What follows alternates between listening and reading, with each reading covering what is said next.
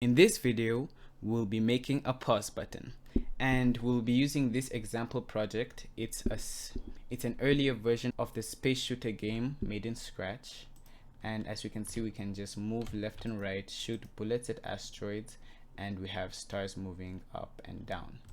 And if you want to learn how to make this full game, make sure to check out the video in the description. So let's begin.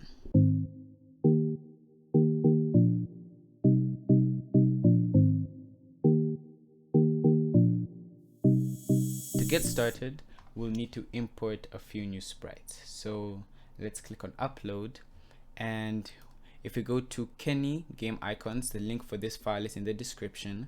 All you need to do is go to the PNG file, select white and 1x, and we'll first import the pause button, and then we'd import the forward button.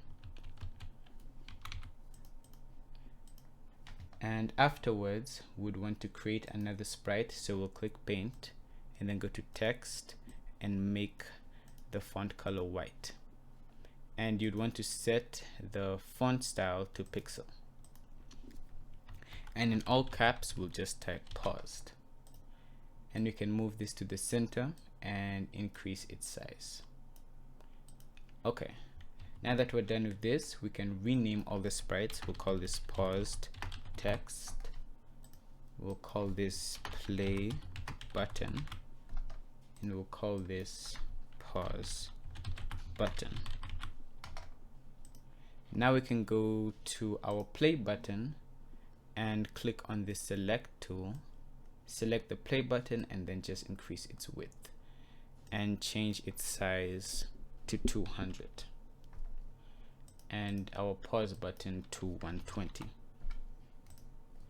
Now we can go to the positions of it and change all of their x's to 0. We want everything to be centered on the x-axis. And then we can go to our pause button and change the y to 145. For our play button, we'll change the y to -22. And for our pause button, we'd need to experiment a bit. 145 is not working, so we would just want to choose any y that works, so just continue decreasing it or increasing it until it's in the center, and then just change the x to 0 so that it's aligned with the paused button. Now we'd need to go to the code and create a brand new variable, and we'll call this paused. And we can now start creating the code for our pause button, and we'd go to events and select the when flag is clicked will show the pause button, and at the beginning of the game we'd want to set paused to false, and that should be perfect. Afterwards, we can go to control and select the forever loop and bring in an if statement.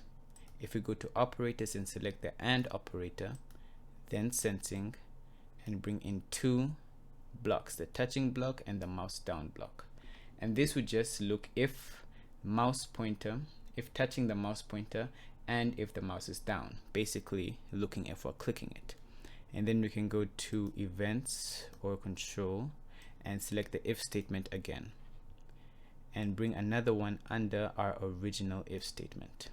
Then go to operators and select the equals to operator and place it here and here as well.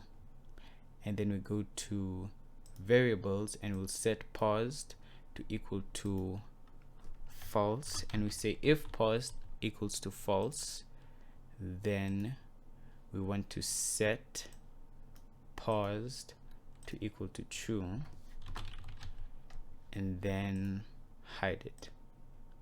Afterwards, we go to our variable and bring in the paused and look if it's equal to false, then we want to go ahead and show it.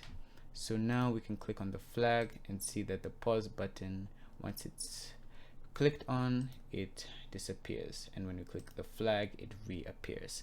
Now we can go to our paused text and we would go to events and say when flag is clicked, hide it, and then go to control and select a forever loop and an if and else statement. And then we'll go to operators and say if, and then say paused equals to true. Make sure to make this true capital as we did in the paused button. This is very important. And we say if it is true, then we would show it. If it's not, we hide it. And we can drag the script and take it into our play button.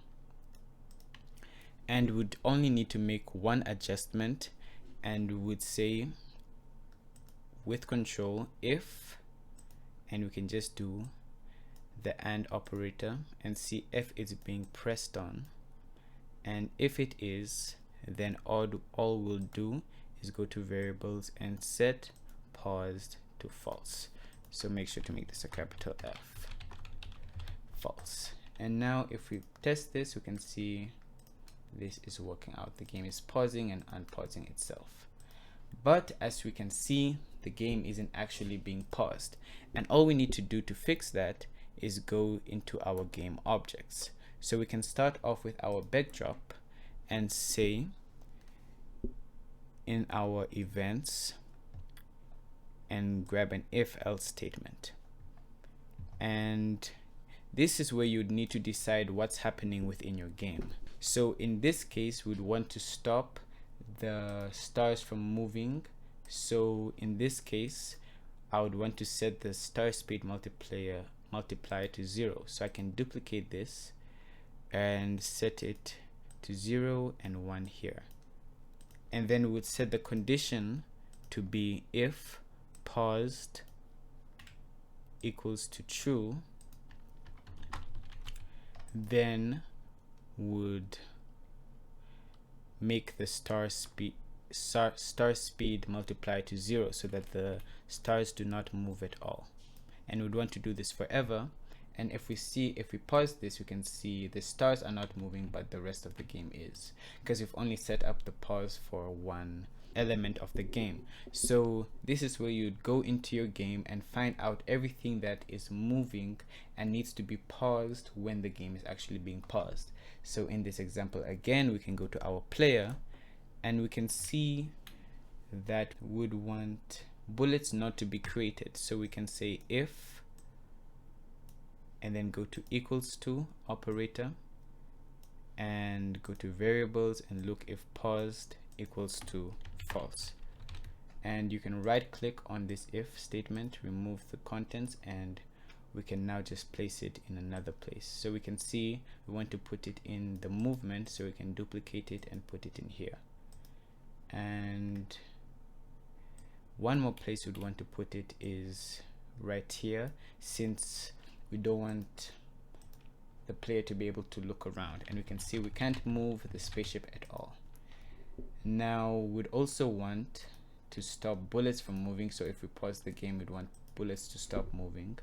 So we can go to the bullet sprite and go to control and select an if statement and say if paused equals to false, capital F.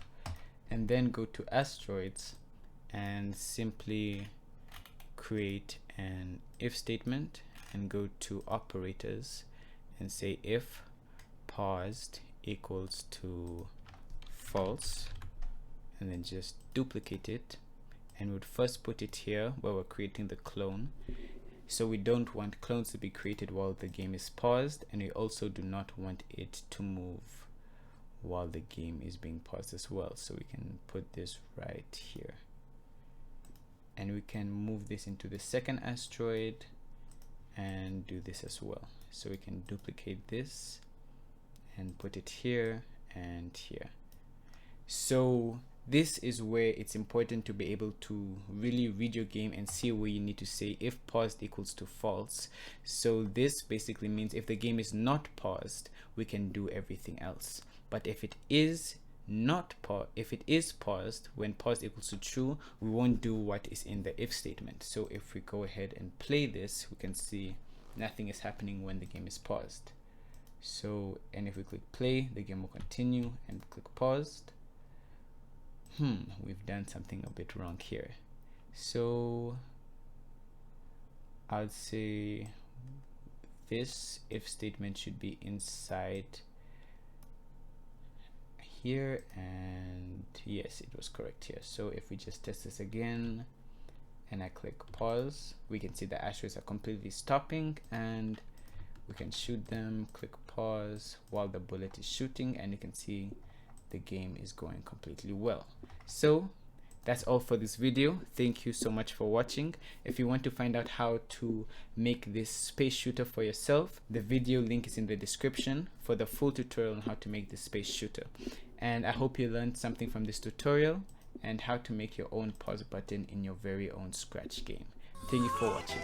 Goodbye.